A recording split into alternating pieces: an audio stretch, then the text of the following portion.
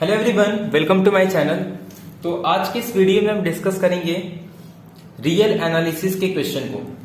जैसा कि आपको पता है कि रियल एनालिसिस बहुत ही इंपॉर्टेंट टॉपिक है। अगर मैं एमएच सेट के पॉइंट ऑफ व्यू से देखूं, यहां से टोटल 10 मार्क्स के क्वेश्चन, 10 to 12 मार्क्स के क्वेश्चन आते हैं।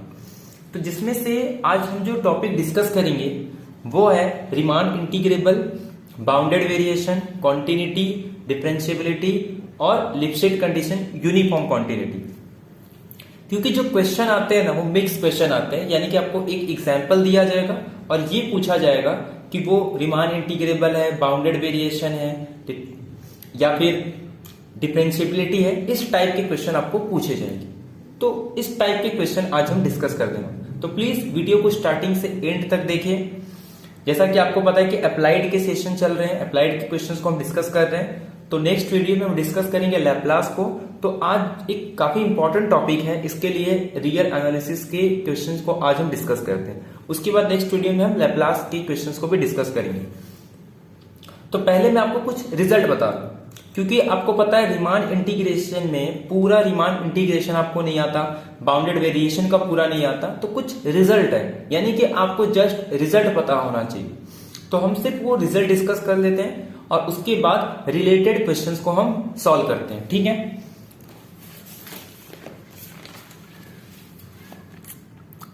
तो कुछ इंपॉर्टेंट रिजल्ट है। मैं मान के चल रहा हूं कि आपको रीमान इंटीग्रेशन का जो डेफिनेशन वगैरह है, upper sum, lower sum, upper integral, lower integral, वो सब पता है। तो कुछ इंपॉर्टेंट रिजल्ट पहले हम देख लेते हैं, उसके बाद हम क्वेश्चंस को डिस्कस करेंगे। तो पहले देखो इंपॉर्टेंट थ्योरम्स इन रीमान इंटीग्रेशन। अब डार्बो कंडीशन क्या है इंटीग्रेबिलिटी की, कि उसका जो लोअर इंटीग्रल अपर इंटीग्रल अगर इक्वल हो जाएगा तो वही उसकी इंटीग्रल की वैल्यू होती है। अगर मान लो किसी का इंटीग्रल एग्जिस्ट कर रहा है तो वो बाउंडेड होता है और हम लोग कहते हैं कि वो रीमान इंटीग्रेबल है ओवर ए बी। अब ये देखो, ये m जो है ये फंक्शन के पूरे इंटरवल पे स्मॉलेस्ट वैल्यू, और कैपिटल M क्या है, फंक्शन की पूरे इंटरवल पे मैक्सिमम वैल्यू। तो अगर अब मैं पूरे इंटरवल पे सबसे मिनिमम वैल्यू को b माइनस ए से मल्टीप्लाई करूं तो ये सबसे मिनिमम एरिया देगा, जबकि ये सबसे मैक्सिमम एरिया देगा। और लोअर सम इससे बड़ा होता है अपर सम, क्योंकि लोअर सम में हम क्या करते हैं, पार्टीशन को धीरे धीरे इंक्रीज करते हैं। अपर सम में भी क्या करेंगे, धीरे धीरे पार्टीशन को इंक्रीज करेंगे और उसके बाद उनको ऐड करते हैं। तो कितना भी लोअर सम कम आ जाए कभी इससे कम नहीं होगा, अपर सम कितना भी ज्यादा हो जाए इससे ज्यादा नहीं जाएगा। और जो हमारा इंटीग्रल होता है वो इसी के बीच में होता है, आपको डायग्राम से भी पता होगा। फोर्थ रिजल्ट ये है कि अगर f बाउंडेड है, इंटीग्रेबल है किसी इंटरवल ए बी पे, तो देन देयर एग्जिस्ट, अब इसमें 3 कंडीशन आती है कि एक लैम्डा एग्जिस्ट हो जाता है between bounds of f such that कि जो इंटीग्रेशन है, जस्ट आप क्या करो, एक नंबर आपको ऐसा मिल जाएगा कि आप b माइनस ए से मल्टीप्लाई कर दो, आपको इंटीग्रेशन मिल जाएगी। या फिर आपको एक c मिल जाएगा a और b के बीच में, सच दैट कि b माइनस ए और उस c पे जो फंक्शनल वैल्यू होगी उसकी इक्वल हो जाएगा। या फिर एक k मिल जाएगा, यानी कि जो फंक्शन हमारा अगर बाउंडेड है तो f of x is less then k, तो जो मॉडुलस होता है इंटीग्रेशन का वो हमेशा लेस देन आता है k इंटू बी माइनस ए। तो ये कुछ कंडीशन है, हालांकि इस पे जल्दी क्वेश्चन नहीं पूछे जाते, बट फिर भी आपको रिजल्ट पता होना चाहिए। अगर कोई फंक्शन बाउंडेड है, रीमान इंटीग्रेबल है और फंक्शन की value greater than is equal to 0 यानी कि पॉजिटिव है, तो इंटीग्रेशन क्या होगी, अगर b ग्रेटर देन 0 है तो ये पॉजिटिव होगा और b लेस देन a है तो इसकी वैल्यू क्या होगी, नेगेटिव होगी। f प्लस g अगर बाउंडेड है, रीमान इंटीग्रेबल है, तो f अगर ग्रेटर देन g है तो जो इंटीग्रेशन होगा वो भी ग्रेटर देन, मतलब f का इंटीग्रेशन g के इंटीग्रेशन से ग्रेटर है, जबकि लिमिट हमारा सेम है। कब, जब b की वैल्यू ग्रेटर देन है। अगर b लेस देन है तो ये रिवर्स हो जाएगा। p star is a refinement. Refinement क्या होता है कि अगर मैं मान लो किसी इंटरवल को दो पार्ट में डिवाइड कर रहा हूं और उसके बाद मैं उसको 3 पार्ट में डिवाइड कर रहा हूं, तो जब हम किसी इंटरवल को नंबर ऑफ पार्टीशन इंक्रीज करते हैं तो हम उसको रिफाइन करते हैं, यानी कि पहले 2 पार्ट में था, अब हमने क्या कर दिया, इसको रिफाइन करके 3 पार्ट में कर दिया, तो उसे हम लोग क्या कहते हैं, रिफाइनमेंट। तो पी स्टार अगर पी का रिफाइनमेंट है, यानी कि पी पार्टीशन का पी स्टार अगर रिफाइनमेंट है, तो होता क्या है कि जब हम रिफाइनमेंट को इंक्रीज करते हैं, जैसे अगर मैं आपको डायग्राम से बताऊं, जैसे मान लो अगर ये कोई मेरे पास एक फंक्शन दिया है, चलो यही बता देता हूं बुक में। जैसे मान लो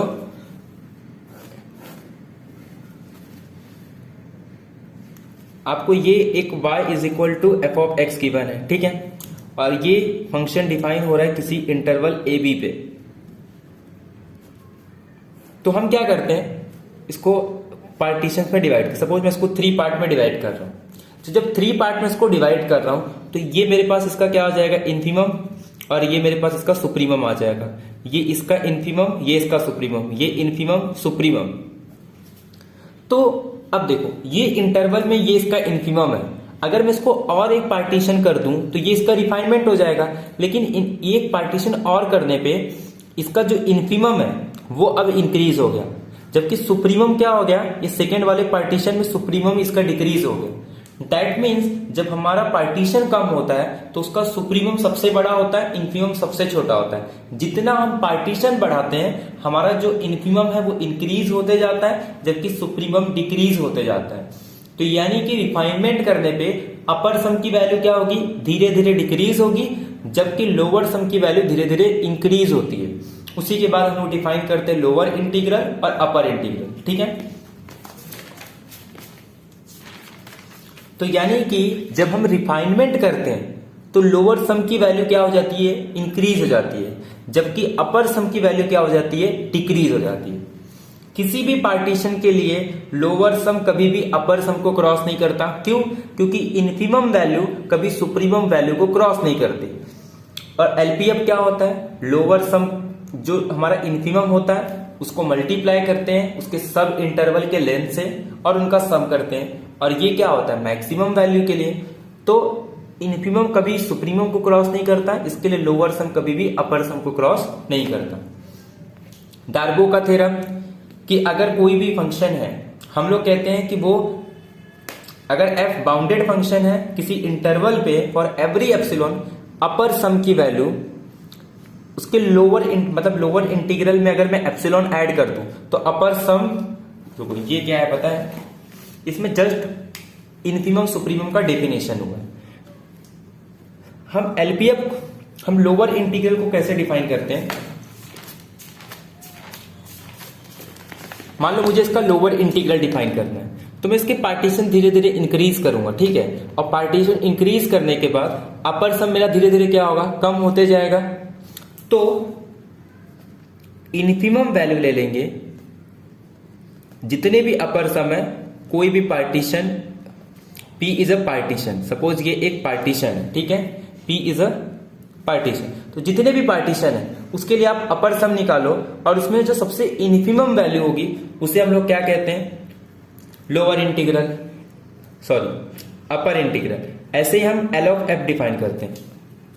आप क्या करो, जितने भी पार्टीशन है उसके लिए आप क्या डिफाइन करोगे, एलपीएफ डिफाइन करोगे, और उसमें से बाद जितना आप पार्टीशन इंक्रीज करोगे आपका लोअर सम बढ़ते जाएगा, तो उसमें जो सुप्रीमम वैल्यू होगी उसे हम लोग क्या कहते हैं, एलएफ कहते हैं। अब एक बात बताओ, ये अगर एक इन्फीमम वैल्यू है, इन्फीमम का मतलब क्या होता है, सारे अपर सम में से सबसे छोटा वाला।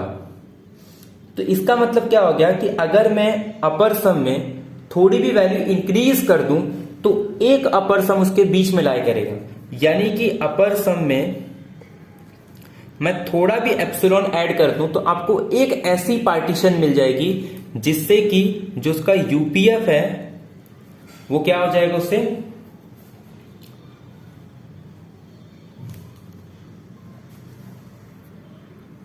लेस देन हो जाएगा। और जबकि अगर मैं लोअर सम में कुछ एप्सिलॉन, मतलब ये कुछ ऐसा रहता है, जैसे मान लो यहां पे कहीं आपका ये यहां पे सही कहीं पे आपका एल ऑफ एफ होगा, और यहां सॉरी यू ऑफ एफ, और यहां पे कहीं एल ऑफ एफ होगा, और सारे अपर सम इसके यहां पे है, और सारे लोअर सम यहां पे, सारे अपर सम यहां पे। तो अगर आप थोड़ा भी एप्सिलॉन ऐड कर दोगे तो इसके बीच में आपको एक अपर सम मिल जाएगा। ऐसे ही मान लो अगर ये आपका एल ऑफ एफ है और थोड़ा भी एप्सिलॉन अगर एक माइनस कर दोगे तो इसके बीच में आपको क्या मिल जाएगा, एक एल ऑफ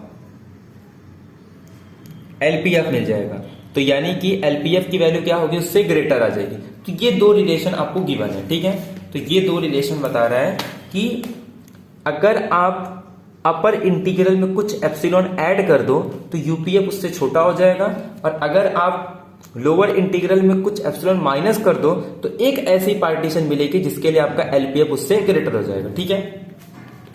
अब नेसेसरी और सफिशिएंट कंडीशन क्या है रीमान इंटीग्रेबिलिटी के लिए, कि अपर सम और लोअर सम के बीच का डिफरेंस फॉर एवरी एप्सिलॉन, आपको कोई भी एप्सिलॉन दिया जाएगा, आप उसके लिए हमेशा एक ऐसा डेल्टा ढूंढोगे कि आप कोई भी पार्टीशन ले लो, जब भी नॉर्म पार्टीशन का लेस देन डेल्टा आएगा तो जो यूपीएफ और एलपीएफ के बीच का डिफरेंस है वो लेस देन एप्सिलॉन आ जाएगा। या फिर एक पार्टीशन मिल जाएगी किसी भी एप्सिलॉन के लिए कि आप यूपीएफ माइनस आई लेस देन एप्सिलॉन होगा, वेयर आई क्या है, ये एक वैल्यू है जिसे हम लोग इंटीग्रेशन कहते हैं, यानी कि वो फंक्शन का उस इंटरवल पे जो इंटीग्रेशन आएगा तो वो ऐसा आई मिलना चाहिए कि यूपीएफ में से, क्योंकि आपको पता है यूपीएफ ग्रेटर होता है, तो यूपीएफ में से जब उस आई को माइनस करोगे तो वो लेस देन एप्सिलॉन, और आई में से एलपीएफ को माइनस करोगे लेस देन। अगर ऐसा कोई आई नंबर यानी कि integral of f of over a b अगर मिल जाता है तो आप क्या कहते हो, आपका फंक्शन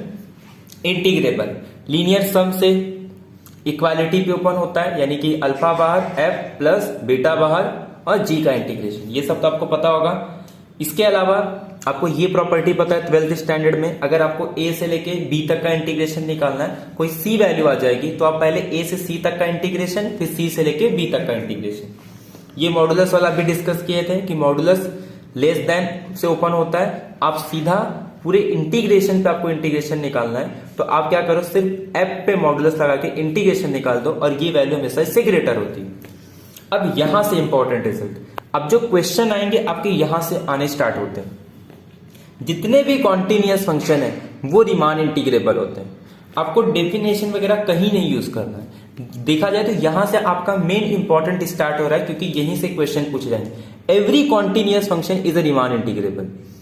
तो मतलब आपको अगर कॉन्टिन्यूटी पता चल गया तो आपको रीमान इंटीग्रेशन चेक करने की जरूरत है। अब डायरेक्टली बोल दो कि फंक्शन रीमान इंटीग्रेशन। फंक्शन अगर मोनोटोनिक पता चल जाए तो आप सीधे बोल दो वो रीमान इंटीग्रेबल होगा। अगर कोई सॉरी अगर कोई बाउंडेड फंक्शन है और उसके पास finite number of point of discontinuity, पहले क्या कहा था कि अगर कोई फंक्शन कॉन्टिन्यूअस है तो आप सीधे बोल दो फंक्शन रीमान इंटीग्रेशन। अगर कॉन्टिन्यूअस नहीं है फिर कुछ नहीं कह सकते, लेकिन अगर उसके पास फाइनाइट नंबर ऑफ डिसकंटिन्यूअस है तब फंक्शन क्या होता है, रीमान इंटीग्रेबल। अगर फंक्शन इंटीग्रेबल होगा if the set of its point of discontinuity has only finite number of limit point. जैसे फॉर एग्जांपल अगर कोई फंक्शन मान लो जेड पे यानी कि पूरे इंटीजर्स पे डिसकंटिन्यूअस है, फिर भी हम उस फंक्शन को इंटीग्रेट कर सकते हैं। क्यों इंटीग्रेट कर सकते हैं, क्योंकि हमको पता है कि सेट ऑफ इंटीजर्स का जो लिमिट पॉइंट आता है वो एम्प्टी आता है, यानी कि फाइनाइट आ रहा है। तो ऐसे जितने भी सेट होंगे जिनका जब मैं लिमिट पॉइंट निकालूं अगर वो फाइनाइट है तो ऐसे पॉइंट पे अगर फंक्शन डिसकंटिन्यूअस आ जाता है तो हम लोग क्या कहेंगे कि फंक्शन हमारा रीमान इंटीग्रेबल है। तो जिस सेट पे वो डिसकंटिन्यूअस है आप उसका लिमिट पॉइंट निकालो, अगर वो फाइनाइट है फिर भी आपका फंक्शन रीमान इंटीग्रेबल है, ठीक है। उसके बाद ये काफी इंपॉर्टेंट है, that is the first fundamental theorem of calculus, कि जो हम ये डिफाइन कर रहे हैं ना a to x f of t d t, ये जो इनडेफिनेट हम डिफाइन कर रहे हैं ये हमेशा कॉन्टिन्यूअस आता है। लेकिन अगर मेरा फंक्शन कॉन्टिन्यूअस हो जाए, एफ कॉन्टिन्यूअस हो जाए, तो ये जो इंटीग्रल है यानी कि इसको मैं डिफाइन करूंगा कैपिटल एफ ऑफ एक्स से, तो ये डिफरेंशिएबल हो जाता है और इसकी डेरिवेटिव क्या आ जाती है, एफ ऑफ टी। और हम लोग बोलते हैं कि कैपिटल एफ स्मॉल एफ का प्रीमेटिव है, तो here capital F is called a primitive of F. तो यानी कि अगर फंक्शन कोई एक नया फंक्शन में डिफाइन कर रहा हूं a to x f of t d t, तो ये कैपिटल एफ ऑलवेज कंटिन्यूअस होता है। बट लेकिन अगर ये स्मॉल एफ कॉन्टिन्यूअस हो जाएगा तो ये डिफरेंशिएबल हो जाता है और इसका जो डेरिवेटिव वो एफ आता है, और हम लोग कहते हैं कि capital F is a primitive of small F. ठीक है, इसे हम लोग कहते हैं the first fundamental theorem of calculus. Second, अगर आप फंक्शन कॉन्टिन्यूअस है तो आपको एक प्रिमिटिव मिलेगी, इसका डेरिवेटिव एफ है, तो a to b f d x is equal to f of b minus f of. This is second fundamental theorem of calculus. First mean value theorem जो हमने स्टार्टिंग में देखा था कि एक वैल्यू मिल जाती, वही है कि अगर फंक्शन कॉन्टिन्यूअस है किसी इंटरवल पे तो आपको हमेशा एक नंबर मिल जाएगा कि आपको इंटीग्रेशन निकालना है, तो आप उस नंबर पे फंक्शन की वैल्यू इंटू बी माइनस है। Generalize first mean value theorem कि अगर कोई दो फंक्शन इंटीग्रेबल है किसी इंटरवल पे और दोनों की साइन अगर सेम है, आपको क्या निकालना है, एफ ऑफ बी। अगर इसका इंटीग्रेशन निकालना है तो एक तो ऐसी नंबर मिल जाएगी म्यू जो लाई करता है एफ के बाउंड के बीच में। ठीक है, तो आप क्या करोगे, म्यू इंटू आप जस्ट जी का इंटीग्रेबल निकाल दो और उस नंबर से मल्टीप्लाई कर दो। तो ये आपका generalize first mean value theorem है। अब देखो ये इतने रिजल्ट है, बट जो मेन इंपॉर्टेंट है जहां से क्वेश्चन आते हैं, आपको जस्ट क्या याद रखना है कि अगर कॉन्टिन्यूअस है तो Riemann integrable, finite number of discontinuous है रीमान इंटीग्रेबल, फंक्शन इंक्रीजिंग है रीमान इंटीग्रेशन। एक मैं आपको और बता रहा हूं, काउंटेबल नंबर ऑफ जीरोस है, sorry countable number of discontinuous है तब भी फंक्शन रीमान इंटीग्रेबल, अगर मेजर जीरो है तब भी रीमान इंटीग्रेशन। अब नेक्स्ट आता है फंक्शन ऑफ बाउंडेड वेरिएशन। ये इसमें क्या होता है, हम लोग किसी फंक्शन का वेरिएशन चेक करते हैं, अगर उसका वेरिएशन फाइनाइट आ जाता है तो हम लोग कहते हैं कि वो बाउंडेड वेरिएशन है, अदरवाइज वो बाउंडेड वेरिएशन नहीं होता। जैसे मान लो अगर आपको कोई कर्व दिया जाए, ठीक है, अब जैसे मान लो अगर आपको एक कर्व दिया जाए तो आप क्या करो, इसको ऐसे फंक्शन में डिवाइड कर दो जहां पे वो इंक्रीज हो रहा है या डिक्रीज हो रहा है, यानी कि मोनोटोनिक होगा। और उसके बाद आप जस्ट क्या करोगे, जैसे यहां तक ये इंक्रीज हो रहा है तो आप ये सपोज इस पॉइंट पे ये ए पॉइंट है और ये पॉइंट आपका बी है, तो आप जस्ट क्या करोगे, एफ ऑफ बी में से एफ ऑफ ए को माइनस कर दोगे। ठीक है, आपको यहां से यहां तक का निकालना है, मान लो यहां तक ये इंक्रीजिंग है तो जस्ट फिर से ऐसे, अब जहां से डिक्रीजिंग हो रहा है तो आप क्या करोगे, f of a minus f of b. तो इस तरीके से करके आप कोशिश करो कि हर फंक्शन को ऐसे इंटरवल पे डिवाइड करो ताकि वो इंक्रीजिंग या डिक्रीजिंग हो जाए, यानी कि मोनोटोनिक हो जाए। अगर ऐसा हो गया तो आप क्या कहोगे कि वो फंक्शन बाउंडेड वेरिएशन होता है। और उसका वेरिएशन कैसे निकालते हैं, एंड पॉइंट में से स्मॉल पॉइंट। तो जब भी अगर आपको वेरिएशन फाइंड आउट करने के लिए पूछ रहा है तो आप जस्ट ये चेक करो कि कहां से वो इंक्रीजिंग है, कहां से डिक्रीजिंग है।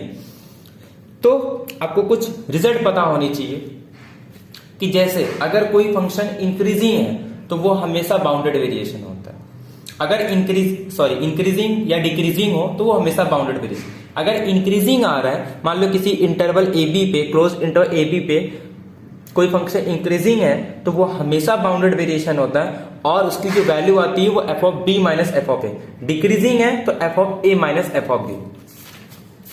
तो वेरिएशन का मीनिंग आपको समझ में आ गया। जस्ट आपको क्या करना है, एक फंक्शन किसी इंटरवल पे कितना वेरिएट कर रहा है जस्ट वो निकालना होता है। जैसे मान लो एक फंक्शन डिफाइन कर रहा हूं किसी क्लोज इंटरवल ए बी से लेके आर तक, ये एक फंक्शन डिफाइन हो रहा है क्लोज इंटरवल ए बी पे। पी मैंने एक पार्टीशन ले लिया, अब क्या करूंगा, मैं इंटरवल का पार्टीशन करूंगा और उस पार्टीशन करने पे हमको क्या मिलेंगे, सब इंटरवल मिलेंगे। और इस सब इंटरवल पे मैं क्या फाइंड आउट करूंगा, जैसे ये सपोज इसका लेंथ आ गया, ठीक है, तो हर सब इंटरवल पे हम लोग उसकी फंक्शन की F of x I minus f of x I minus one ये फाइंड आउट करेंगे, ठीक है, और उनका पूरा सम कर देंगे।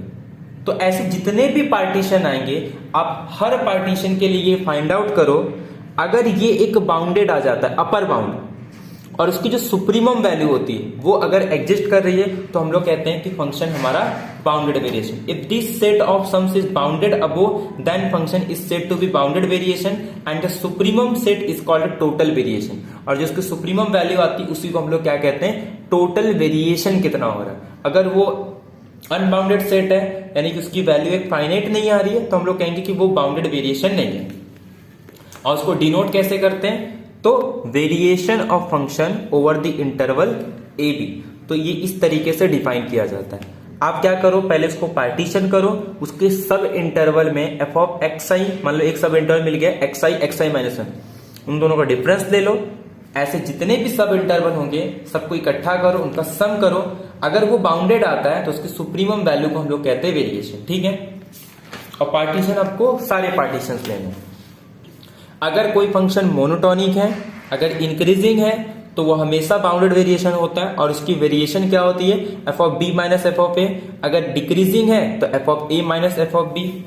अगर किसी फंक्शन का डेरिवेटिव एग्जिस्ट कर रहा है और अगर वो बाउंडेड हो जाए, यानी कि फंक्शन का डेरिवेटिव अगर बाउंडेड है तब भी फंक्शन बाउंडेड वेरिएबल। अगर फंक्शन बाउंडेड वेरिएशन है तो इज नेसेसरी बाउंडेड, यानी कि अगर बाउंडेड वेरिएशन है तो वो हमेशा बाउंडेड होता है। बट बाउंडेड है तो उसके बाउंडेड वेरिएशन के बारे में कुछ नहीं कह सकते। Sum and difference of two function of bounded variation is also bounded variation. अगर दो फंक्शन है वो बाउंडेड वेरिएशन है तो उनका सम भी बाउंडेड वेरिएशन। एफ और जी अगर एक मोनोटॉनिक इंक्रीजिंग है तो एफ माइनस जी भी बाउंडेड वेरिएशन होगा। एफ अगर बाउंडेड वेरिएशन है तो वी माइनस यानी कि वेरिएशन निकाल दो और उसमें से एफ माइनस करो तो ये एक मोनोटॉनिक इंक्रीजिंग फंक्शन आता है। ये बहुत इंपॉर्टेंट है कि कोई भी बाउंडेड फंक्शन है, बाउंडेड वेरिएशन, तो हमेशा हम लोग उसको एक्सप्रेस कर सकते हैं दो मोनोटॉनिक इंक्रीजिंग फंक्शन के डिफरेंस से। Variation of a function is continuous, यानी कि आप क्या करो, कॉन्टिन्यूअस फंक्शन का वेरिएशन निकालो। The variation function of F is a continuous if and only if F is continuous function of bounded variation. अगर एक फंक्शन कॉन्टिन्यूअस फंक्शन है बाउंडेड वेरिएशन का तो उसका जो वेरिएशन वो भी क्या हो जाता है, कॉन्टिन्यूअस है। अगर वेरिएशन कॉन्टिन्यूअस है तो जो फंक्शन है वो कॉन्टिन्यूअस ऑफ बाउंडेड वेरिएशन होगा। कोई भी कॉन्टिन्यूअस फंक्शन बाउंडेड वेरिएशन तब होता है जब उसको एक्सप्रेस कर सकते हैं difference of two continuous monotonic increasing function. V f of x यानी कि जो वेरिएशन आ रहा है वो स्ट्रिक्टली मोनोटॉनिक इंक्रीजिंग फंक्शन होता है unless F is a constant, ठीक है। तो वो हमेशा increasing strictly monotonic increasing function होता है। जो वेरिएशन फाइंड आउट करते हैं ना वो हमेशा स्ट्रिक्टली मोनोटॉनिकली इंक्रीजिंग होता है जब तक कि वो कांस्टेंट ना हो, ठीक है। तो ये कुछ रिजल्ट है, इसके बेसिस पे अब हम क्वेश्चंस को एक एक करके डिस्कस करते हैं, ठीक है। तो सारे क्वेश्चंस को हम लोग डिस्कस करते हैं जितने भी रिजल्ट यूज हुए। बाकी बचा हुआ लिपस्टिक और यूनिफॉर्म कॉन्टिन्यूअस को हम क्वेश्चन के थ्रू ही कर लेते हैं। तो हम डिस्कस करेंगे uniform continuity, lipstick condition, bounded variation, Riemann integration. एक बहुत इंपॉर्टेंट, ये सारे जो प्रॉपर्टी है ये इंटरवल बेस्ड प्रॉपर्टी है। अब देखो पहला फंक्शन क्या कह रहा है कि consider the function f of x is equal to x into sine 1/x जब x की वैल्यू 0 to 1 है और x इज इक्वल टू 0। अच्छा, इसको कहां दिक्कत है, सिर्फ 0 पे, यानी कि इस फंक्शन को जो प्रॉब्लम है वो सिर्फ 0 पे है। और अगर ये सिर्फ 0 पे है यानी कि f is continuous everywhere where except x is equal to 0, तो ये रीमान इंटीग्रेबल तो हो गया। तो जहां पे भी ये रीमान इंटीग्रेबल कह रहा है वो ऑप्शन आपका राइट हो जाएगा, यानी कि बाकी आपको चेक करने के एग्जाम में जरूरत नहीं है। बट आपको ये ऑलरेडी हम लोग चेक कर चुके हैं कि x इंटू साइन 1/x है। अगर मैं इसका लिमिट अप्लाई करूं और अगर उसके फंक्शनल वैल्यू की इक्वल आ गया तो हम लोग कहते हैं फंक्शन हमारा कैसा हो जाएगा, कॉन्टिन्यूअस हो जाएगा। अब ये बाउंडेड है, ये वैल्यू 0 को अप्रोच कर रही है, तो 0 into some finite value is equal to 0, तो यानी कि उसके फंक्शनल वैल्यू के इक्वल है। लिमिट एग्जिस्ट कर रहा है और उसके फंक्शनल वैल्यू के इक्वल है, that means function is continuous at x is equal to 0। But ये कह रहे हैं नॉट कॉन्टिन्यूअस। अब बचा बाउंडेड वेरिएशन। अब बाउंडेड वेरिएशन के लिए हम लोग क्या करते हैं, एक ऐसा पार्टीशन ढूंढ लेते हैं, क्योंकि ऑलरेडी हमको पता है कि सेट का क्वेश्चन है, एक ही करेक्ट होगा। तो आगे से याद रखो कि x इंटू साइन 1/x ये बाउंडेड वेरिएशन नहीं है। आपको एक पार्टीशन मिलेगी जिसके लिए इसका जो वेरिएशन आएगा वो फाइनाइट नहीं होता। तो अब हम क्या करेंगे, मैं आपको एक पार्टीशन बताता हूं जिसके लिए ये जो इसका वेरिएशन आएगा वो बाउंडेड नहीं होगा, ठीक है।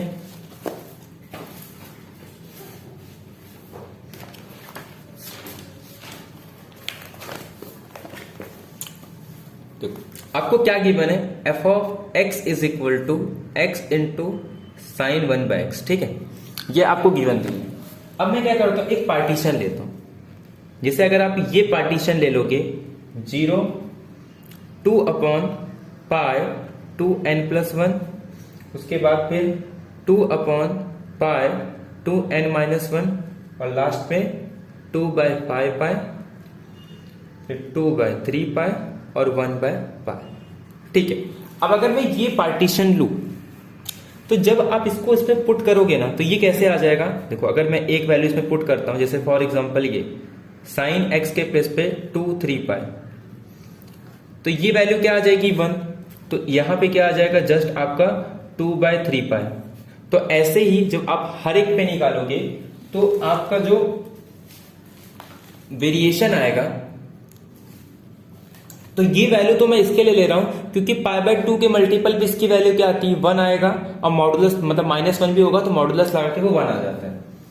तो यानी कि जब मैं डिफरेंस दूंगा तो, और दूसरी बात ये हर π/2 पे कैसा होता है, इंक्रीजिंग फंक्शन होता है, यानी कि इंक्रीजिंग या मोनोटोनिक। जैसे हर π/2 पे क्या होगा, ये मोनोटोनिक, इंक्रीजिंग या डिक्रीजिंग होगा। तो यानी कि मैं उसका वेरिएशन फाइंड आउट कर सकता हूं। तो जैसे मान लो f(1/π) पे ऐसे हम लोग फाइंड आउट करेंगे, 2/3 पाई पे ऐसे निकालो, फिर उसके बाद प्लस करके इन दो पे निकालो। तो जब आप इस पे वैल्यू फाइंड आउट करोगे तो आपको वैल्यू मिल जाएगी इस पे 2/3 पाई, ऐसे आपको सेकेंड वैल्यू मिल जाएगी 2/3 पाई प्लस 2/5 पाई। तो इस तरीके से आपको वैल्यू मिलेगी। ठीक है, अब जब आप इनका सम करोगे आपको दिख रहा है, देखो यहां से आप कुछ कॉमन ले सकते हो, तो यानी कि आपका 4 कॉमन आ जाएगा और आंसर सब में पाई भी कॉमन आ जाएगा। ठीक है, तो ये आपका 4/पाई कॉमन आ जाएगा और यहां पे आपका बचेगा 1/3, फिर ऐसे ही सेकेंड टर्म में आपके सामने बचेगा 1/5 और ये इस तरीके से। तो यानी कि अब आपको पता है जब आप इसका सम करोगे तो ये कैसा आ जाएगा, ये एक हार्मोनिक सीरीज है और ये कभी भी फाइनाइट वैल्यू नहीं देगा। आप चाहे जितना बड़ा कर सकते हो इसको, क्योंकि ये एक हार्मोनिक सीरीज है।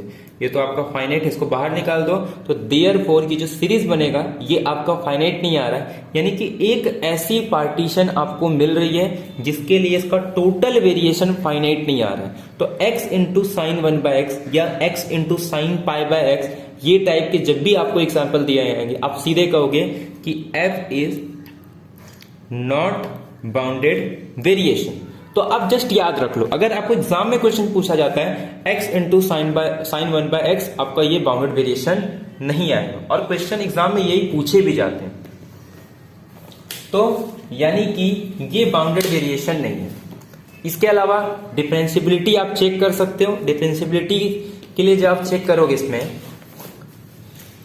तो डिफरेंशिएबल का फॉर्मूला क्या है हमारे पास, f(x) किस पॉइंट पे चेक कर रहे हैं, f(0) x-0। ठीक है, अब जब मैं x पुट करूंगा तो ये आ जाएगा x इंटू साइन 1/x, 0 पे डिफाइन किया है 0 और x-0, तो ये x कैंसिल हो जाएगा, सिर्फ बचेगा साइन 1/x। अब अगर आप इस पे लिमिट अप्लाई करोगे तो ये एग्जिस्ट नहीं करेगा, तो इसकी एवरेज वैल्यू की लिमिट एग्जिस्ट नहीं कर रही है। That mean function is not differentiable at x is equal to 0। तो ये रीमान इंटीग्रेबल है, ये कॉन्टिन्यूअस भी है, बट ये बाउंडेड वेरिएशन नहीं है और डिफरेंशिएबल नहीं। तो पहला ऑप्शन आपका राइट है। सेकंड कह रहा है नॉट कॉन्टिन्यूअस, ये भी रॉन्ग हो जाएगा। थर्ड कह रहा है बाउंडेड वेरिएशन, ये भी रॉन्ग हो जाएगा। फोर्थ कह रहा है डिफरेंशिएबल, ये भी रॉन्ग हो जाएगा। 74 का क्वेश्चन सिंपल है, आप इसका डायग्राम ड्रॉ करो। जब आप इसका डायग्राम ड्रॉ करोगे, mod x into mod y is equal to 1। ठीक है, तो जब आप इसका ग्राफ प्लॉट करोगे तो आपके सामने इसमें 4 कंडीशन आएगी, 2 बार, यानी कि डिफरेंट साइन पे ये negative xy is equal to -1 आएगा और सेम साइन पे क्या आ जाएगा, ये 1 आ जाएगा। ठीक है, तो आप जब इसका प्लॉट करोगे तो आपके सामने कुछ इस टाइप का ग्राफ आएगा। क्लियरली ये बाउंडेड नहीं है तो कॉम्पैक्ट नहीं होगा। और सेकेंड वाला जो है x plus y is equal to 1, इसमें भी 4 कंडीशन आएगी, सबका डिफरेंट साइन आएगा। एक बार x plus y is equal to 1, एक बार x minus y is equal to 1, एक बार y minus x is equal to 1 और एक बार minus x minus y is equal to 1। तो ये आपके सामने कुछ इस तरीके से एक डायग्राम बनेगा। तो क्लियरली इस पे बाउंड्री भी इंक्लूड है और बाउंडेड भी है। तो देयरफॉर आपका जो ये वाला है ये कॉम्पैक्ट होगा, बट ये वाला कॉम्पैक्ट नहीं होगा। तो therefore x is not compact, y is compact but x is not compact. ये भी क्वेश्चन, ये सारे क्वेश्चन वो डिस्कस कर चुके हैं, तो एक बार हम पूरा क्वेश्चन फटाफट डिस्कस कर लेते हैं। R to R ये कॉन्टिन्यूअस है such that f of t is equal to 0। अगर आपको ये क्वेश्चन चाहिए तो आप 2020 में आप देख सकते हो रियल एनालिसिस के ये सारे क्वेश्चन मैंने डिस्कस किए हैं, ठीक है। तो जल्दी जल्दी थोड़ा डिस्कस कर लेते हैं ताकि मैक्सिमम क्वेश्चन हम कवर कर सके। R से लेके R तक कॉन्टिन्यूअस है such that f of t is equal to 0 for all t in a subfield of R। अब देखो रियल के जो सबफील्ड होते हैं सबसे छोटा फील्ड क्या है, Q सबसे छोटा सबफील्ड होता है रियल नंबर का। अब Q डेंस है, तो कोई भी चीज अगर ये कॉन्टिन्यूअस है और ये 0 आ रहा है किस पे, डेंस सबसेट पे, तो इसका मतलब वो पूरे रियल नंबर पे क्या आ जाएगा 0। और कोई फंक्शन पूरे रियल नंबर पे 0 है तो इसका मतलब वो 0 फंक्शन हो। तो इस सेट के अंदर एक ही एलिमेंट आएगा दैट इज 0 फंक्शन। तो कह रहा है कि ये जो सेट है इसके पास uncountable number of element wrong, countably infinite number of points ये भी रॉन्ग, तो इसके पास सिर्फ एक एलिमेंट आएंगे।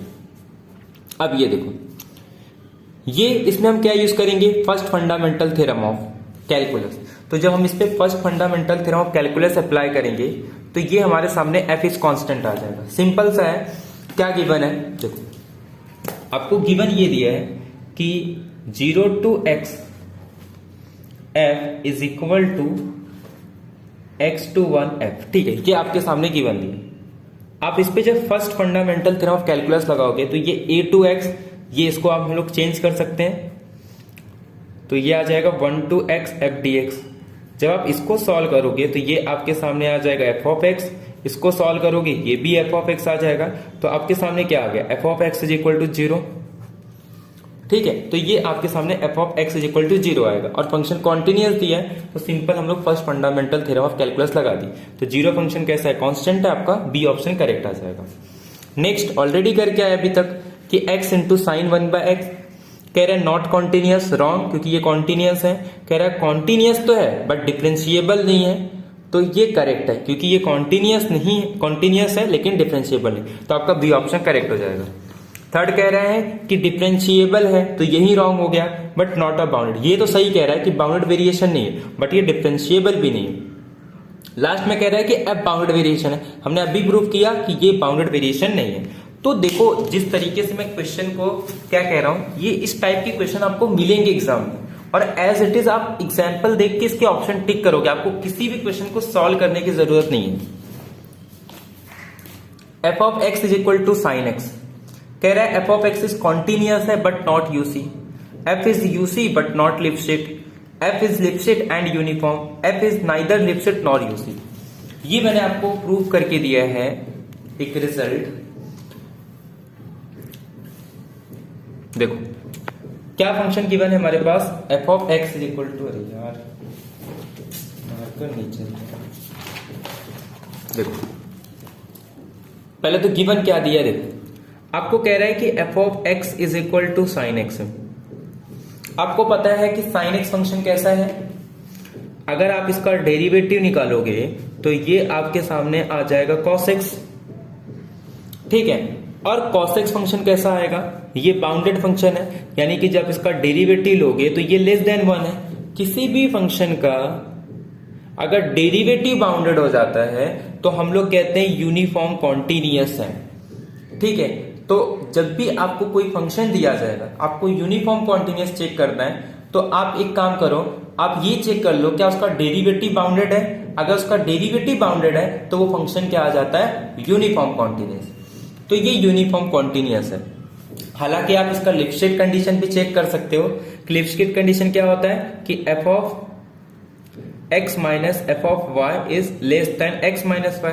अब ये आप मीन वैल्यू थ्योरम की हेल्प से प्रूव कर सकते हो, क्योंकि साइन x कॉन्टिन्यूअस भी है, डिफरेंशिएबल भी है।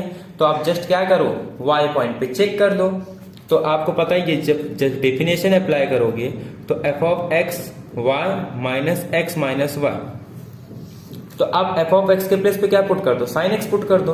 तो जस्ट आपका डेफिनेशन से sine x minus sine y upon x minus y, ये आपका लेस देन 1 आ जाएगा, ठीक है। तो यानी कि आप ये कह सकते हो कि आपका जो फंक्शन है वो बाउंडेड वेरिएशन ये आपका कैसा हो जाएगा, लिप्स्किट कंडीशन को सेटिस्फाई करता है, यानी कि sine x minus sine y, ये भी मैं आपको प्रूफ करके दिया हूं। आप देख सकते हो 2020 का ही एक क्वेश्चन था जहां पे आपको f of x is equal to sine x देखिए कुछ कंडीशन गिवन थी, तो यानी कि यहाँ पे एक्स माइनस वाई, तो ये आपका लेस देन आ जाता है, यानी कि ये लिप्स्किट कंडीशन को भी सेटिस्फाई करता है। मतलब साइन एक्स जो है ये लिप्स्किट कंडीशन को भी सेटिस्फाई कर रहा है, और जितने भी फंक्शन अगर लिप्स्किट कंडीशन को सेटिस्फाई करते हैं तो वो यूनिफॉर्म कॉन्टिन्यूअस भी होते हैं। तो आप इसके हेल्प से भी कर सकते हो। अब चेक करते हैं क्या राइट होगा। कह रहा है इसमें कि ये कॉन्टिन्यूअस है, भैया कॉन्टिन्यूअस भी है, यूनिफॉर्म कॉन्टिन्यूअस भी है, बट ये कह रहा है नॉट यूनिफॉर्म कॉन्टिन्यूअस, रॉन्ग। कह रहा है यूनिफॉर्म है बट नॉट लिप्स्किट, ये भी रॉन्ग। F is Lipschitz and uniform, ये करेक्ट होगा। ये कह रहा है नाइदर, ये तो रॉन्ग हो गया। अब देखो टोटल वेरिएशन की बात कर रहा है, तो जब भी आपको टोटल वेरिएशन ढूंढना हो, अब ये देख लो कि इस इंटरवल पे आपको जो पार्टीशन लेना है ना, आप ऐसा पार्टीशन लो जिसपे वो इंक्रीजिंग या डिक्रीजिंग हो, ठीक है। आप ऐसा नहीं कि आप कोई भी पार्टीशन लो, आप जस्ट ये चेक कर लो, अगर ये पूरे इंटरवल पे हो गया तो आपको क्या करना है, f of 3 minus f of 2। अगर डिक्रीजिंग आ गया तो f of 2 minus f of 3। अगर सपोज इंटरवल पे, यानी कि अगर सब इंटरवल पे इंक्रीजिंग है, तो आप जिस पॉइंट पे वो इंक्रीज या डिक्रीजिंग होना स्टार्ट हो रहा है वहां तक फाइंड आउट कर लो। तो गिवन क्या दिया है आपको, देखो। और एक रिजल्ट याद रखना है कि अगर कोई भी फंक्शन का, मैंने आपको बताया था ना कि अगर इसका डेरिवेटिव बाउंडेड आ जाता है तो आप क्या कहते हैं कि फंक्शन आपका बाउंडेड वेरिएशन भी हो जाता है, लिप्स्किट कंडीशन भी हो जाता है, वो यूनिफॉर्म कॉन्टिन्यूअस भी हो जाता है। F of x is equal to x cube 3 minus x, ये आपको दिया, ठीक है। मैं इसका डेरिवेटिव निकालूंगा तो ये मेरे पास आ जाएगा 3x² अपॉन 3 माइनस 1। ये 3 कैंसर, यानी कि x² माइनस 1। अब देखो x² माइनस 1, पहले तो ये चेक कर लो कि किस पॉइंट पे 0 आ रहा है, तो x² इज इक्वल टू 1, यानी कि x is equal to plus minus, यानी कि इसका मतलब ये हो गया कि अगर मैं 1 से ग्रेटर करूं, मतलब x² की वैल्यू जब ये ग्रेटर देन 1 होगा, यानी कि x की वैल्यू माइनस 1, यानी कि इस पे ये पूरे इंटरवल पे और ये पूरे इंटरवल पे फंक्शन मेरा इंक्रीजिंग आएगा, और सिर्फ यहां पे वो डिक्रीजिंग होगा। अब मेरा जो इंटरवल है वो कहां से कहां तक है, 2 से 3, तो 2 से 3 पे क्या होगा, इंक्रीजिंग। और कोई भी इंक्रीजिंग फंक्शन आपका 2 to 3 पे है, आपको जस्ट क्या करना है, f of b minus f of a, तो सिंपल क्वेश्चन हो गया। बट आपको ये पता होना चाहिए था कि किस पॉइंट पे ये, यानी कि किस इंटरवल पे ये इंक्रीजिंग है और किस इंटरवल पे ये डिक्रीजिंग। अब देखो, तो यानी कि आपको जस्ट पुट करना है f of 3 minus f of 2। जब आप इस पे 3 पुट करोगे तो 3 का क्यूब 27/3 माइनस 3 माइनस 2 पुट करोगे तो ये आपका 8/3 माइनस माइनस प्लस 2, तो 3 माइनस 2 माइनस 3 प्लस 2 माइनस 1, और ये 3 सेम है। 27 माइनस 8 कितना आ जाएगा, 19/3, या आप इसको करोगे तो आपका 16/3 आंसर आ जाएगा। तो यानी कि आपका जो ऑप्शन नंबर है वो कौन सा करेक्ट आ रहा है, ए ऑप्शन आपका करेक्ट आ जाएगा। तो सिंपल सा क्वेश्चन था, जस्ट आपको f of b minus f of a निकालना था। तो कौन सा ऑप्शन आपका राइट हो जाएगा, 16/3, यानी कि इस फंक्शन का जो टोटल वेरिएशन आ रहा है वो 16/3 आ रहा है। अब कह रहा है कि log x अपॉन x, ये फेमस एग्जांपल है। आप 12th स्टैंडर्ड की बुक में भी देखोगे, सीटी में देखो, JEE में देखो, आपको ये क्वेश्चन जरूर मिलेंगे कि log x अपॉन x की मैक्सिमम वैल्यू क्या होती है। बस वही 12th वाला कॉन्सेप्ट, डेरिवेटिव निकालो, उससे आपका आंसर आ जाएगा। ये f of x is equal to log x by x, u by v rule लगाएंगे तो x को ऐसे रखो, log x का डेरिवेटिव 1/x, log x को ऐसे रखेंगे, x का डेरिवेटिव 1 अपॉन एक्स स्क्वायर, यानी कि 1 minus log x by x square. आपको क्या करना है, ये जिस पॉइंट पे 0 आएगा उस पॉइंट पे उसकी मैक्सिमा या मिनिमा आएगी। तो f डैश x अगर मैं 0 पुट कर रहा हूं तो इसका मतलब क्या होगा, 1 माइनस लॉग एक्स स्क्वायर को ये साइड लेके आ जाओ तो 0, क्योंकि 2 साइन तो आएगा नहीं, क्योंकि एक्स स्क्वायर हमेशा पॉजिटिव है। तो इसका मतलब ये आ जाएगा log x is equal to 1, तो यानी कि x इज इक्वल टू आपका आ जाएगा e। अब देखो उसमें क्वेश्चन में पूछा है कि मैक्सिमा या मिनिमम, तो एक ही पॉइंट मिल रहा है। अब या तो मैक्सिमा होगा या तो मिनिमा होगा, बट इस पॉइंट पे क्या आता है, मैक्सिमा आता है। तो यानी कि आप इसका डेरिवेटिव पुट करके भी चेक कर सकते हो, डबल डेरिवेटिव, कि x इज इक्वल टू ई पे इसके पास मैक्सिमम वैल्यू आएगी। अब नेक्स्ट क्वेश्चन देखो, मैंने आपको कहा था कि अगर आपको कोई भी बाउंडेड वेरिएशन है तो हम लोग उसको क्या कर सकते हैं, उस इंटरवल पे मोनोटोनिक इंक्रीजिंग फंक्शन के डिफरेंस में लिख सकते हैं। तो वही कह रहा है कि अगर कोई फंक्शन किसी इंटरवल पे बाउंडेड वेरिएशन, वो तभी होगा इफ एंड ओनली इफ, जब f जो है वो डिफरेंस होगा किसका, finite valued monotonic increasing function. तो ये स्टेटमेंट ट्रू है। अब यहीं से आपका सेकेंड स्टेटमेंट भी आ जाता है कि अगर कोई फंक्शन बाउंडेड वेरिएशन है तो इसका मतलब क्या है कि f को मैं कैसे लिख सकता हूं, difference of finite valued monotonic increasing function. अच्छा एक बात बताओ, अगर कोई मोनोटोनिक इंक्रीजिंग फंक्शन है, ऐसे finite number of monotonic increasing function है, अगर इंक्रीजिंग फंक्शन है तो उसके पास डिसकंटिन्यूटी कितनी हो सकती है, एट मोस्ट काउंटेबल, या फिर ये भी कह दो कि आपका जो इंक्रीजिंग फंक्शन है वो रिमान इंटीग्रेबल होगा। रिमान इंटीग्रेबल है जिस पॉइंट पे, तो उस पॉइंट पे मेजरेबल भी होगा। तो इसका मतलब क्या हो गया कि इसके पास फाइनाइट नंबर ऑफ डिसकंटिन्यूटी है, क्योंकि जिस पॉइंट पे ये, और मैं कह रहा हूं कि अगर वो इंक्रीजिंग है तो उसके पास एटमोस्ट काउंटेबल, और उसके बाद ऐसे कितने हैं, फाइनाइट है, तो कुछ फर्क नहीं पड़ेगा। मतलब इसके पास ज्यादा से ज्यादा जो डिसकंटिन्यूटी हो सकती है वो कितना हो सकता है, एटमोस्ट इनफाइनाइट हो सकता, सॉरी एटमोस्ट काउंटेबली इनफाइनाइट हो सकते हैं, तो वो मेजरेबल भी हो जाता है। यानी कि ये इसमें दोनों ही स्टेटमेंट ट्रू है, तो यानी कि both 1 and 2 are true. Simple सा कॉन्सेप्ट था, जस्ट आपको पहले से ही आपका सेकेंड भी क्लियर हो जाएगा। देखो function f of x is equal to x square. अब देखो ये भी काफी सिंपल क्वेश्चन है। अब भी मैंने आपको लिपस्टेट बताया, कोई फंक्शन भले लिपस्टेट पूरे r पे ना हो, लेकिन उसके वो किसी सब इंटरवल पे हो सकता है, तो उसको हम लोग क्या बोलते हैं कि वो लोकली लिपस्टेट है। अब देखो f of x is equal to x square, मैं एक काम करता हूं उसका डेरिवेटिव निकाल देता हूं, तो डेरिवेटिव इसका क्या आ जाएगा, 2x, यानी कि f dash x is equal to 2x। अब अगर मैं एक ऐसा इंटरवल ले लूं जो अनबाउंडेड है, तो उसके लिए इसका डेरिवेटिव क्या आएगा, अनबाउंडेड। लेकिन अगर मैं कोई बाउंडेड इंटरवल ले लूं, यानी कि x अगर सपोज किसी बाउंडेड इंटरवल को बिलोंग कर रहा है, तो इसकी डेरिवेटिव भी क्या आ जाएगी, आ जाएगा 2 लेस देन b। सपोज ये मैक्सिमम वैल्यू इसकी b है, तो 2 मतलब ये बाउंडेड आ गया, तो डेरिवेटिव बाउंडेड, तो फंक्शन लिपस्टेट कंडीशन आ जाएगा यहां पे, ठीक है। लेकिन यहां पे ये क्या कह रहा है हमारे पास कि लोकली, तो ये देखो अगर मैं x को अनबाउंडेड इंटरवल पे ले रहा हूं तब तो ये लिपस्टेट कंडीशन को सेटिस्फाई नहीं कर रहा है, लेकिन अगर मैं बाउंडेड ले लूं तब ये लिपस्टेट कंडीशन को सेटिस्फाई करेगा। अब देखते हैं कौन सा ऑप्शन इसमें से करेक्ट आ रहा है। तो एक्स स्क्वायर जो है ये पूरे रियल नंबर पे लिपस्टेट को नहीं सेटिस्फाई कर रहा है, लेकिन अगर मैं उसका कोई फाइनाइट इंटरवल ले लूं, या फिर सॉरी कोई फाइनाइट लेंथ का इंटरवल ले लूं, तब ये लिपस्टेट होगा, यानी कि बाउंडेड। तो लिपस्टेट तो नहीं है, बट नॉट लोकली, सबसे रॉन्ग, लोकली लिपस्टेट है लेकिन नॉट अ लिपस्टेट, तो ये ऑप्शन आपका करेक्ट हो जाएगा। अब देखते हैं नेक्स्ट क्वेश्चन, क्वेश्चन नंबर 83, कि अगर ये 2017 के क्वेश्चन है कि अगर कोई रियल वैल्यूड फंक्शन है किसी क्लोज इंटरवल ए बी पे डिफाइन कर रहा है, तो कौन सा स्टेटमेंट फॉल्स पूछ रहा है।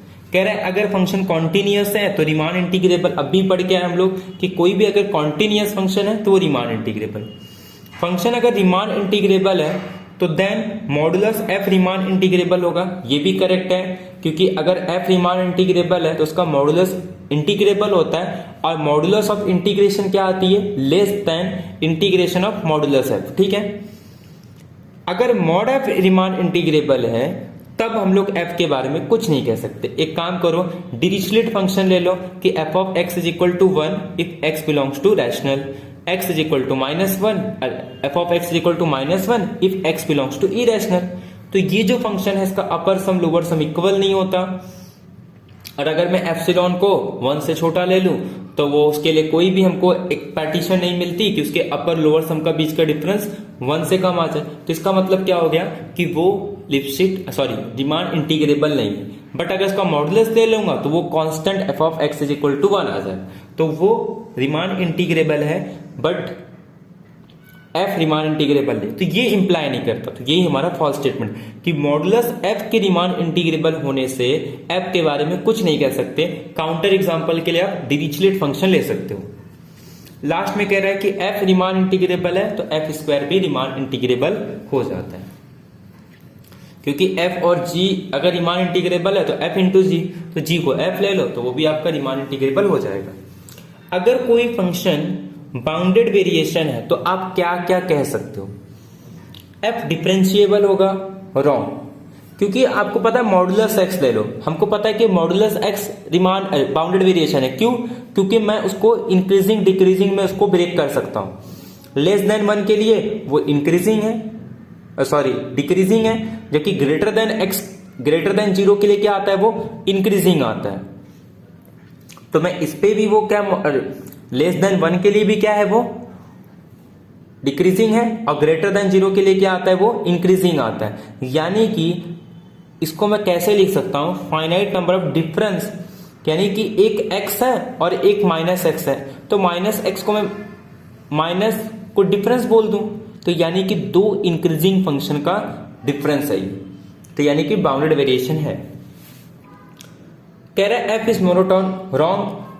आप मोनोटोन कैसे कह सकते हो? सिंपल मॉड एक्स से ही आपका ये भी एलिमिनेट हो जाएगा। Mod x is not a monotone function but it is a bounded variation. F is continuous, ये भी नहीं कह सकते, क्योंकि अगर फंक्शन आपका जैसे कि मॉडुल एक्स, एक काम करो इसके लिए आप क्या ले लोगे? ग्रेटेस्ट इंटीजर फंक्शन ले लो। ग्रेटेस्ट इंटीजर फंक्शन कैसा फंक्शन है? इंक्रीजिंग फंक्शन है, तो आप उसका बाउंडेड वेरिएशन निकाल सकते हो, बट वो कॉन्टिन्यूअस नहीं है, तो देयरफॉर ये भी रॉन्ग, ये भी रॉन्ग। बचा क्या? F is differentiable almost everywhere. ये तो सिंपल सी बात है, अगर फंक्शन एवरीवेयर डिफरेंशिएबल है, इसका मतलब कि ऑलमोस्ट एवरीवेयर डिफरेंशिएबल है, इसका मतलब क्या हो गया कि जिस पॉइंट पे वो डिफरेंशिएबल नहीं है उनका जब आप क्या निकालोगे? मेजर निकालोगे, तो वो क्या आएगा? मेजर 0 आएगा। तो अगर ऐसा फंक्शन है, मतलब ऐसे पॉइंट पे अगर डिफरेंशिएबल है कि जहां पे वो डिफरेंशिएबल नहीं है उसका मेजर 0 है, तो ऐसे फंक्शन, अगर फंक्शन बाउंडेड वेरिएशन है तो फंक्शन डिफरेंशिएबल होगा ऑलमोस्ट एवरीवेयर। तो ये ऑप्शन करेक्ट है, बाकी ए सी डी ऑप्शन इनकरेक्ट होगा, सिर्फ बी ऑप्शन करेक्ट होगा। टोटल वेरिएशन पूछ रहा है फंक्शन का, sin 2x ऑन 0 to पाई।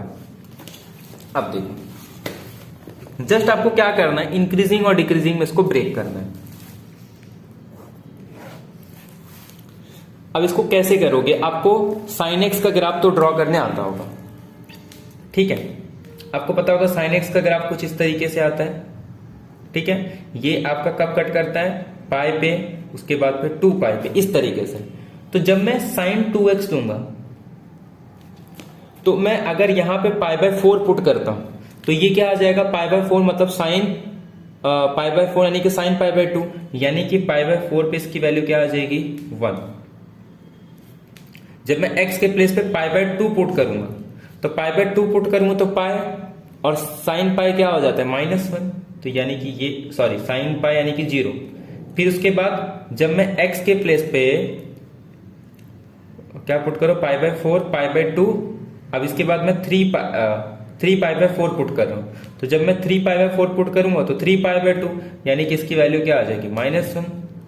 फिर ये ऐसे करके यहां पे क्या आ जाएगा? ये पाई। मैं पाई पुट करूंगा तो ये आ जाएगा sin 2 पाई, और sin 2 पाई क्या होता है? 0। तो यानी कि अब मैं क्या कर सकता हूं? देखो, एक तो मैंने ये पार्ट में इंक्रीजिंग है, ये पार्ट में डिक्रीजिंग है, और उसके बाद ये पार्ट में क्या आ रहा है? वो इंक्रीजिंग फंक्शन आ रहा है।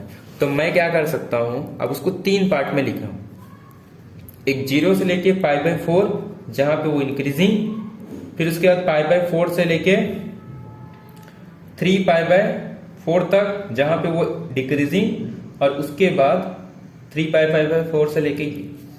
तो इसके लिए आप क्या करोगे? f ऑफ 0 में से f ऑफ π/4 माइनस करो, इसमें से माइनस करो, इसमें से माइनस करो, सॉरी उल्टा बोल रहा हूं। π/4 - 0, इसमें π/4 - 3 π/4 और पाई माइनस, यहां पे f of b minus f of a, f of b minus f of a, f of a minus b, f of b. तो इस तरीके से आप फाइंड आउट कर सकते हो। जस्ट आप वैल्यू पुट करो, आपका आंसर आ जाएगा। ठीक है, तो आप इसको इस तरीके से सॉल्व कर सकते हो। अब नेक्स्ट देखो, कह रहा है दो फंक्शन डिफाइन कर रहे हैं। एक फंक्शन को एक्स स्क्वायर डिफाइन कर रहे हैं, जी ऑफ एक्स को एक्स स्क्वायर डिफाइन कर रहे हैं। F g defined by f of for every x belongs to real number. अच्छा, इसको पूरे रियल नंबर पे डिफाइन कर रहे हैं और इसको एक फाइनाइट इंटरवल पे डिफाइन कर रहे हैं। कह रहा है एफ और जी दोनों यूनिफॉर्म कंटिन्यूअस होंगे तो रॉन्ग। क्यों? पूरे रियल नंबर पे तो ये यूनिफॉर्म कंटिन्यूअस नहीं। F is uniform, g is continuous, wrong, क्योंकि एफ यूनिफॉर्म नहीं है। F is continuous, g is uniform, ये करेक्ट है। एक्स स्क्वायर पूरे रियल नंबर पे कॉन्टिन्यूअस फंक्शन है, एक्चुअली में यूनिफॉर्म कॉन्टिन्यूअस नहीं है, बट ये कॉन्टिन्यूअस फंक्शन है। जी यूनिफॉर्म कॉन्टिन्यूअस है, फाइनाइट इंटरवल है, तो ये कॉन्टिन्यूअस हो जाता है, क्योंकि हमने देखा था कि ये लोकली लिपसेट है, तो देयरफॉर ये यूनिफॉर्म कॉन्टिन्यूअस हो जाएगा। किसी भी कोई भी कॉन्टिन्यूअस फंक्शन, आप कोई भी कॉम्पैक्ट सेट ले लो, उस पे हमेशा क्या आता है, वो यूनिफॉर्म कॉन्टिन्यूअस। ये सिंपल रिजल्ट आप यूज कर सकते हो कि f is a continuous on a compact और uniform continuous on a compact set. कब? जब वो कॉन्टिन्यूअस हो किसी कॉम्पैक्ट सेट पे, तो वो हमेशा यूनिफॉर्म। तो उससे आपका ये यूनिफॉर्म कॉन्टिन्यूअस आ जाएगा, बाकी ये कॉन्टिन्यूअस तो है, तो आपका सी ऑप्शन करेक्ट हो जाएगा। कह रहा है इसमें से कौन सा बाउंडेड वेरिएशन नहीं होगा। साइन 2x बाउंडेड वेरिएशन है, sine x plus cos x ये बाउंडेड वेरिएशन है, ये बाउंडेड, क्योंकि डेरिवेटिव से आपका आ जाएगा। ये भी आप डेरिवेटिव से बाउंडेड वेरिएशन ला सकते हो।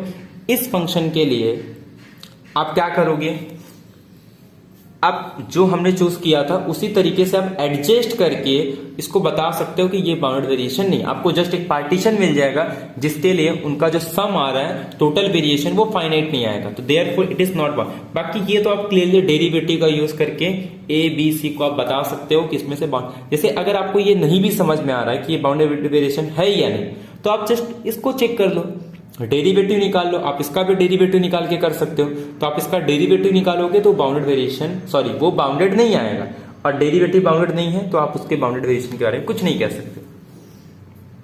लिपसेट है तो क्या क्या कह सकते हो, ठीक है। एफ इज एब्सोल्युटली कॉन्टिन्यूअस और bounded variation on a b. F is, ठीक है, ये एब्सोल्युटली कंटिन्यूअस को हम लोग छोड़ देते हैं। ये देखो, ये इसमें क्या कह रहा है कि x is rational, x is irrational. x rational के लिए 1, इरेशनल के लिए 0। अच्छा, ये कहीं पे भी कॉन्टिन्यूअस नहीं है, तो इसका मतलब ये रिमांड इंटीग्रेशन नहीं हो सकता, क्योंकि रिमांड इंटीग्रेशन तब होता है जब उसके पास डिसकॉन्टिन्यूटी क्या हो, एटमोस्ट काउंटेबली, मतलब काउंटेबली इनफाइनाइट हो, यानी कि काउंटेबल पॉइंट्स हो। कह रहा है कॉन्टिन्यूअस होगा, ये भी रॉन्ग, क्योंकि कॉन्टिन्यूअस उसी पॉइंट पे होता है जिस पॉइंट पे ये इक्वल होंगे। कह रहा है एफ इज नॉट इंटीग्रेबल, तो सही बात है, एफ इंटीग्रेबल नहीं है, क्योंकि इसका अपर सम 1 आएगा, या फिर अपर इंटीग्रल 1 लोअर इंटीग्रल 0। अब अपर और लोअर, अपर इंटीग्रल लोअर इंटीग्रल इक्वल नहीं है, तो वो सॉरी रिमांड इंटीग्रेबल नहीं हो सकता। बाउंडेड वेरिएशन तो वैसे भी नहीं होगा, क्योंकि जब आप वेरिएशन निकालोगे तो आपके पास हर पॉइंट पे, यानी कि हर रैशनल इरेशनल पे आपको 1 1 1 मिलेगा, और 1 1 को आप चाहे जितना बड़ा कर सकते हो, तो यानी कि ये बाउंडेड वेरिएशन भी नहीं है। किसी भी पार्टीशन के लिए आपको हर इंटरवल पे इसकी वैल्यू क्या मिलेगी, 1 1 1। तो ऐसे कितने आएंगे, 1 1 को अगर आप इनफाइनाइट टाइम्स ऐड करोगे तो इनफाइनाइट आएगा। अब ये क्वेश्चन क्या कह रहा है कि which of the following statement is true. Any uniform continuous on closed interval AB is of bounded variation। अगर R to R is continuous differentiable function है, then it is bounded variation। Any bounded function on closed interval AB is of bounded variation। Difference of any two monotonically increasing function on AB is always a bounded variation। देखो, uniform continuity का differentiability का कोई relation नहीं है bound variation के साथ। अगर derivative bounded है तब कहते हैं कि फंक्शन बाउंड वेरिएशन होगा, बट अगर यूनिफॉर्म कॉन्टिन्यूअस है तो हम लोग ये नहीं कह सकते कि वो बाउंडेड वेरिएशन होगा। कॉन्टिन्यूअस डिफरेंशिएबल है, फिर भी बाउंड वेरिएशन के बीच में कोई रिलेशन नहीं है, बाउंडेड फंक्शन है तो भैया फिर भी नहीं कह सकते। डिफरेंस ऑफ एनी टू, ये तुम्हारे पास रिजल्ट है कि कोई भी दो मोनोटोनिकली इंक्रीजिंग फंक्शन का जो डिफरेंस आता है वो हमेशा बाउंडेड वेरिएशन होता है। तो ये ऑप्शन आपका करेक्ट हो जाए। ये आप इंटीग्रल फाइंड आउट कर लो और फिर उसमें से रिलेशन चेक कर सकते हो। ये क्वेश्चन देखो, अगर कोई फंक्शन रीमान इंटीग्रेबल है सिर्फ और सिर्फ जब वो बाउंडेड और क्या हो जाए, it is if and only if condition पूछ रहे हैं। मतलब अगर रीमान इंटीग्रेबल है और बाउंडेड के साथ ऐसा क्या हो जाए कि वो रीमान इंटीग्रेबल हो जाएगा, और अगर रीमान इंटीग्रेबल है तो क्या इंप्लाई कर सकते हैं, it is discontinuous only at a finite number of points. ये रॉन्ग, क्योंकि हमारे पास ग्रेटेस्ट इंटीजर फंक्शन है जिसपे वो क्या आ जाता है, रीमान इंटीग्रेबल है। हमारे पास थॉमे फंक्शन है जिसके पास डिसकंटिन्यूटी कितनी है, इनफाइनाइट है, बट फिर भी हमारा फंक्शन रीमान इंटीग्रेबल है। तो ये रॉन्ग आ जाएगा, इफ एंड ओनली कंडीशन नहीं। इट इज आइदर मोनोटोन और it has only finite number of discontinuous. ये भी रॉन्ग है कि वो मोनोटोन होगा या फिर उसके पास फाइनाइट नंबर ऑफ डिसकंटिन्यूटी।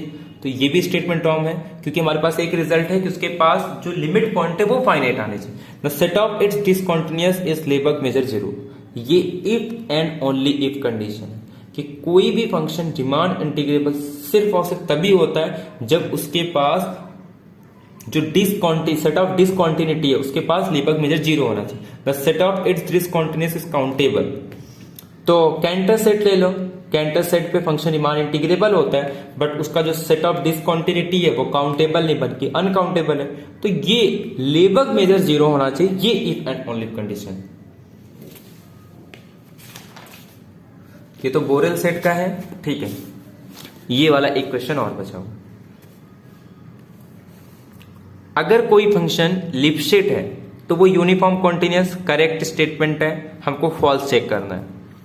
कह रहा है कोई भी मैप एन से लेके आर तक यूनिफॉर्म कॉन्टिन्यूअस, आइसोलेटेड मैप पे कोई भी फंक्शन कॉन्टिन्यूअस हो वो यूनिफॉर्म कॉन्टिन्यूअस भी रहता है, या फिर आइसोलेटेड सेट पे आप कोई फंक्शन ले लो वो कॉन्टिन्यूअस यूनिफॉर्म कॉन्टिन्यूअस सब रहता है। तो ये भी ट्रू है, आपको फॉल्स चेक करना है। कह रहा है आर से लेके आर तक अगर कॉन्टिन्यूअस फंक्शन है, एफ ऑफ एक्स जीरो को अप्रोच कर रहा है as x tending to infinitive, then f is a uniform continuous. और लास्ट में कह रहा है, देखो इसमें कह रहा है कॉन्टिन्यूअस इंप्लाई यूनिफॉर्म कॉन्टिन्यूअस, तो ये भी रॉन्ग है।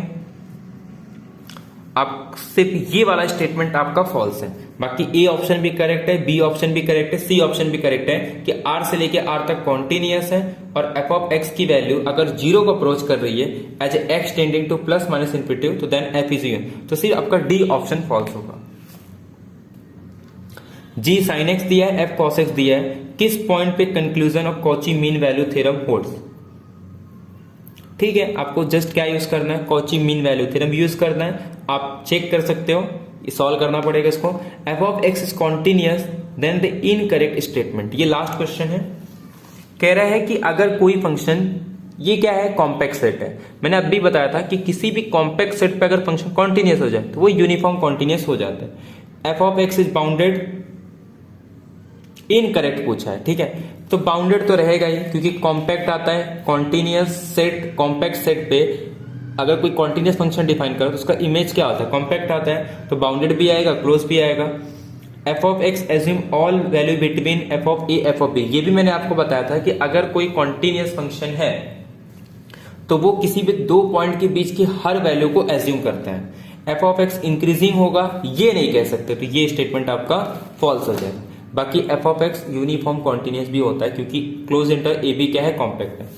तो ये सारे क्वेश्चन थे जो हमने डिस्कस किए related to uniform continuity, differentiability, continuity, bounded variation और रीमान इंटीग्रेशन। तो मैं आपको थोड़ा एक ओवरव्यू दे रहा हूं कि आपको क्वेश्चन कैसे करने हैं। आपको जब भी इस टॉपिक के क्वेश्चन आते हैं, आपको किसी भी क्वेश्चन को सॉल्व नहीं करना है, जबकि वो टोटल वेरिएशन का ना हो या फिर मैक्सिमा मिनिमा का, आपको कुछ रिजल्ट याद होने चाहिए। रीमान इंटीग्रेशन के लिए आपको हमेशा याद रखना है कि हमेशा आपका कॉन्टिन्यूटी काफी अच्छा होना चाहिए। अगर आपका कॉन्टिन्यूटी अच्छा है तो आपके रीमान इंटीग्रेशन के क्वेश्चन हो जाएंगे।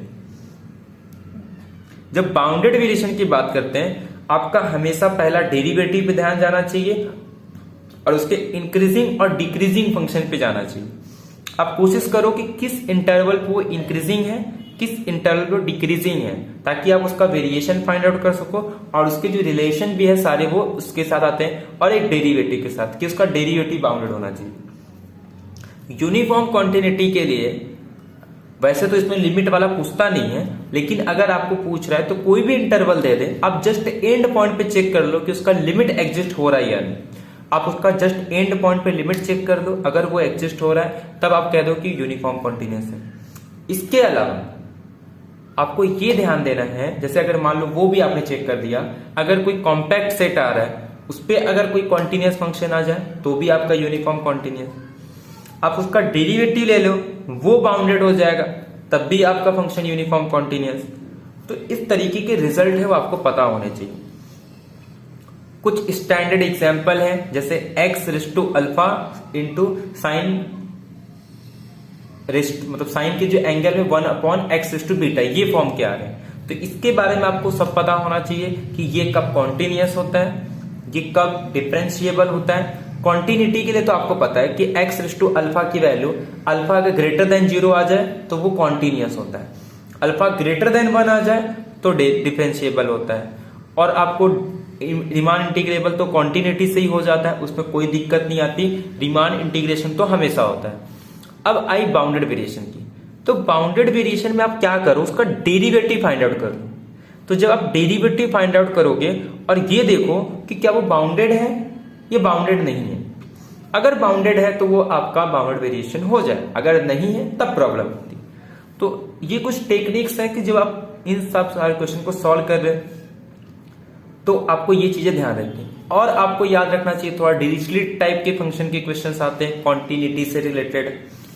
आपको थॉमे फंक्शन, जिसको popcorn function, chicken fox function कहा जाता है, उसके बारे में सब कुछ पता होना चाहिए, वहां से भी क्वेश्चंस आते हैं। आपको थोड़ा डेरिवेटिव वगैरह का यूज करने आना चाहिए लिमिट फाइंड आउट करने के लिए, एल हॉस्पिटल रूल। तो बस ये सारे कॉन्सेप्ट है जहां से आपके ये जो मेन टॉपिक है डिफरेंशिएबिलिटी, एलसीडी वगैरह, इसके क्वेश्चन बन जाते हैं रीमान इंटीग्रेशन के, बाउंडेड वेरिएशन के, यूनिफॉर्म कॉन्टिन्यूटी के और लिपसेट। और एक बात याद रखना है, इनके बीच में जो रिलेशन होते हैं ना, थ्योरी पार्ट, आपको सब पता होना चाहिए। आप कोई भी स्टैंडर्ड बुक ले लो, जितने भी रिजल्ट है उससे रिलेटेड सारे क्वेश्चन सॉल्व करो और जितना हो सकता है उनको रिकॉल करो, क्योंकि एज इट इज आपको स्टेटमेंट देखने को मिलेगी एग्जाम में। तो आपको स्टेटमेंट पता होना चाहिए कि कौन किसको इंप्लाई करता है और कौन किसको इंप्लाई नहीं करता है। प्लस आपको काउंटर एग्जांपल्स पता होना चाहिए। जितना आपके पास काउंटर एग्जांपल है, जैसे कि इसमें से बहुत सारे तो काउंटर एग्जांपल से एलिमिनेट हो जाते हैं। बाउंडेड वेरिएशन में भी आपको हो सकता है पूछ ले कि बाउंडेड वेरिएशन इंप्लाई करता है कॉन्टिन्यूटी को, क्या कॉन्टिन्यूटी इंप्लाई करता है, तो कोई भी किसी को इंप्लाई नहीं करता। तो आपके लिए उसके पास एग्जाम्पल होना चाहिए, जैसे मॉड एक्स एग्जाम्पल है, रूट एक्स एग्जाम्पल है और ग्रेटेस्ट इंटीजर फंक्शन एग्जाम्पल है, जो आपको डिस्कार्ड कर देते हैं ऑप्शन को। तो जितने आपके पास एग्जाम्पल होंगे आप ऑप्शन को एग्जाम में डिस्कार्ड कर सकते हो, क्योंकि अगर आपके पास स्टेटमेंट नहीं है तो आपके काउंटर एग्जाम्पल आपके काम में आएंगे कि उसका यूज करके आप एग्जाम में कैसे कर सकते हो। बट अगर आपको पता है तो आप काउंटर एग्जाम्पल भी ले सकते हो, अदरवाइज एग्जाम में आपको काउंटर एग्जाम्पल भी नहीं मिलेंगे। बाकी रियल एनालिसिस के क्वेश्चन इजी आते हैं। अगर मैं एक दो क्वेश्चन को छोड़ दूं, एक दो क्वेश्चन आपको जरूर फंसाएंगे, जैसे सीक्वेंस वगैरह के क्वेश्चन, बाकी आपका कोई क्वेश्चन नहीं फंसता, ना रियल का, ना ही लीनियर अलजेब्रा का, ना ही कॉम्प्लेक्स का। सिर्फ थोड़े बहुत क्वेश्चन फंसते हैं मॉडर्न अलजेब्रा के, जो फील्ड थ्योरी से रिलेटेड है, बाकी आपके उसके भी क्वेश्चन नहीं फंसते। अप्लाइड के तो मैंने आपको दिखाई दिए कि सारे क्वेश्चन अप्लाइड के हो जाते हैं आपसे, अगर आपको थोड़ा प्रैक्टिस है। हालांकि किसी किसी क्वेश्चन में अप्लाइड में टाइम लगता है, तो आप स्किप भी कर सकते हो अगर आपके पास टाइम नहीं है, क्योंकि जितना हो सकता है थ्योरी पार्ट के क्वेश्चन करो। 40 क्वेश्चन आपके मेन टॉपिक से आने वाले हैं, तो उसमें से अगर आपके 35 तक भी बन जाते हैं, 33 से 35 तक, तो आपका अप्लाइड मैंने आपको करा दिया है, तो आप अप्लाइड के क्वेश्चंस को करो। अप्लाइड के क्वेश्चंस के हर टॉपिक से 3 क्वेश्चन आते हैं। आपका न्यूमेरिकल से 3 क्वेश्चन आता है, आपका सीओवी से 3 क्वेश्चन आता है 3 to 4, आपके इंटीग्रल इक्वेशन से 3 क्वेश्चन आते हैं, पार्शियल और ओडीई से आपके 4 क्वेश्चन आते हैं, लैपलास से 3 क्वेश्चन आते हैं। तो यानी कि आपके 20-25 हो गए, और इसके साथ आपका एलपीपी का 8 क्वेश्चन आता है। कितने हो गए एलपीपी के 8 क्वेश्चन? इंटीग्रल और सीओबी के 7 क्वेश्चन, और इसके बाद लैपलास ट्रांसफॉर्म के 3, 10, न्यूमेरिकल के 3, 16 और 8 क्वेश्चन आपके पीडीई ओडीई से। तो कितने हो गए, मतलब आपके टोटल 30 के लगभग ये हो गए, 30 के आसपास, यानी कि 70 क्वेश्चन आपके यहीं से हो जाते हैं। अब बाकी के 30 में अगर आपके 5 भी राइट हो गए तो आपके ऐसे ही 60, मतलब अगर आपका 40 में से अगर आपका 33 भी राइट होता है, अप्लाइड में 30 में से मान लो हर एक क्वेश्चन में से एक एक आपका रॉन्ग हो गया, तब भी आपका मैं एवरेज 2 के हिसाब से पकड़ूं, और 8 में से अगर एलपीपी के 6 पकड़ूं, तब भी आपके कितने हो जाएंगे, 14, 6, मतलब 20 के लगभग वहां राइट हो जाएंगे। तो 53, 30 में से आपका 5, 6 से, यानी कि 58 के लगभग वैसे ही हो गया। तो अगर आप ओपन कैटेगरी की भी हो तब भी आपका कट ऑफ कितना आता है, मैक्सिमम 52 तक जाता है, बाकी तो 50 से भी कम रहता है। तो यानी कि आपके आराम से हो जाते हैं। और बाकी आपका पार्ट ए में थोड़ा अगर कम ज्यादा भी होता तो यहां से हो जाता है। तो इस तरीके से आपको याद रखना है, आप मैथ्स में अच्छे मार्क्स लाओ, ताकि अगर पार्ट ए में थोड़ा कम भी आ रहा है तब भी आपका एडजस्ट हो जाए। अगर आपका पार्ट ए अच्छा तब तो कोई दिक्कत नहीं, लेकिन अगर आपका पार्ट ए अच्छा नहीं है तो आपको ये ट्राई करना है कि आपके पार्ट बी में एटलीस्ट आपका 58 से 60 से कम तो नहीं होना चाहिए, मैं मिनिमम बता रहा हूं। बाकी अगर आपका पार्ट है अच्छा तो वैसे भी हो जाएगा। थोड़ा फोकस करो, प्रीवियस ईयर के जितने क्वेश्चन है सॉल्व करने की कोशिश करो। ठीक है, तो मिलते हैं नेक्स्ट लेक्चर में। नेक्स्ट लेक्चर में ट्राई करेंगे हम लोग, वहां पे हम लोग वेरिएशन के प्रॉब्लम्स को करेंगे। ठीक है, तो सॉरी, लैपलास ट्रांसफॉर्म और फूरियर ट्रांसफॉर्म, उससे रिलेटेड क्वेश्चंस को हम लोग डिस्कस करेंगे। ठीक है, तो मिलते हैं नेक्स्ट लेक्चर में। Thank you very much, have a nice day.